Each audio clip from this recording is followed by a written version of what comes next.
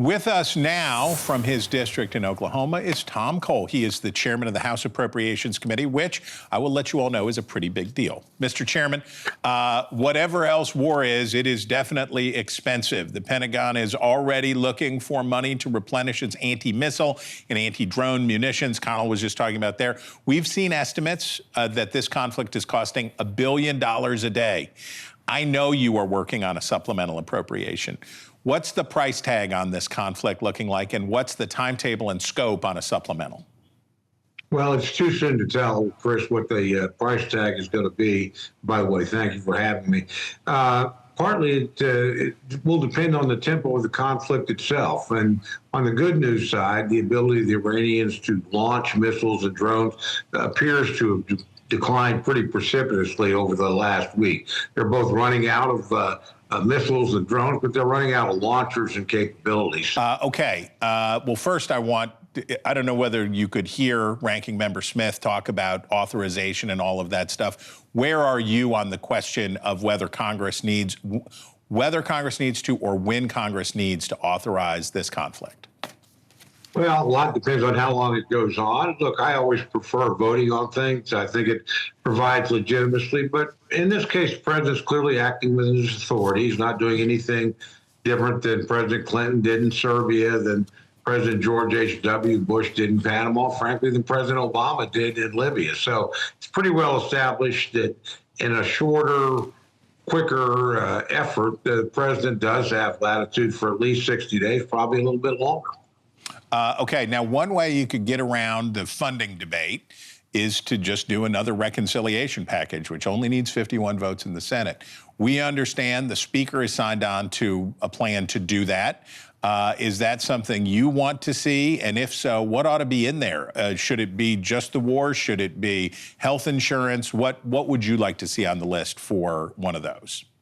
Look, it should be whatever he can get, the requisite number of votes for. And it's a narrow majority, and I would be supportive of that. Certainly, war funding is one of those. I would hope we don't have to do that through reconciliation. I would hope that the Democrats, whether they agree or disagree with the effort in Iran, would understand the importance of a unified voice in supporting American forces in the field. Some of them would. Some of them obviously feel strongly enough that they wouldn't. But look, once you've committed people to combat, to me, you give them the tools that they need to be successful and stay safe. So I've done that with Democratic presidents in the past, whether I agreed with the mission or not. Very much disagreed with the mission in Libya that President Obama laid out, but I still supported funding of the troops that were in harm's way. And I think a number of my Democratic colleagues would feel the same way about this. Well, that's something you managed on the Appropriations Committee. You guys did something that hasn't been done in years. You got full year funding for the whole government, almost. The Department of Homeland Security shutdown is now dragging into its fourth week. Now we have a shooting war in Iran.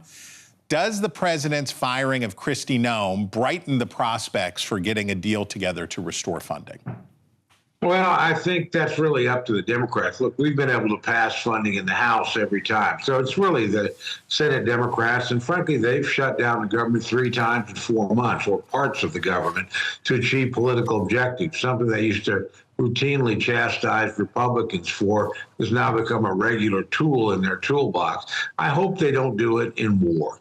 I mean, my goodness, if the country can't hang together when it's got men and women, in harm's way, then we do have a serious problem. So, again, that's their call. They can do what they want, but I would hope that they support American troops in the field, and I would hope they vote to keep Americans safe while they're at home. Shutting down the Department of Homeland Security in the middle of a conflict is an absolutely irresponsible, irrational, insane idea. Unfortunately, Senate Democrats seem to be, in love with this particular tool. It's bad for the country. I think ultimately it will be bad for them politically. Okay, a consequence of the Kristi Noem firing, though, is that you look like you're going to lose a senator.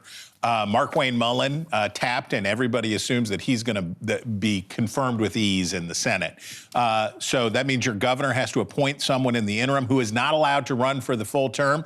It is a lot of names have been floated. Billionaire Harold Hamm says he's interested. A lot of names out there. But I talked to one Oklahoma operative who said you would be a good choice. What is? Oh, That's not going to happen. Okay. Well, what do you? I can What's your assure you, advice for the guy? I would never leave the chairman of the Appropriations Committee to become a lame duck 10-month senator. Look, I'm sure the government will pick somebody that's good, go there. But America's gain with Mark Wayne Mullen, and I do think it's a gain. He's my friend, he's my colleague, but I think he will do a superb job for the country. But there's no doubt we lost a lot in Oklahoma. He's got important seats on the House Armed Services Committee. He's got an important seat on the Appropriations Committee in the Senate, the Senate Armed Services Committee, Appropriations Committee as well. And frankly, I've got a couple of colleagues that are looking at running that also hold important seats in the House that we would lose. So believe me, this is an enormous sacrifice Oklahoma is making for the good of the country. But again, I think Mark Wayne is the right choice, and I think he'll do a superb job. All right, if you ever wondered why they call it the powerful House Appropriations Committee, you just heard it right there from the chairman himself. Mr. Chairman, we thank you so much. Okay. Chris, thank you.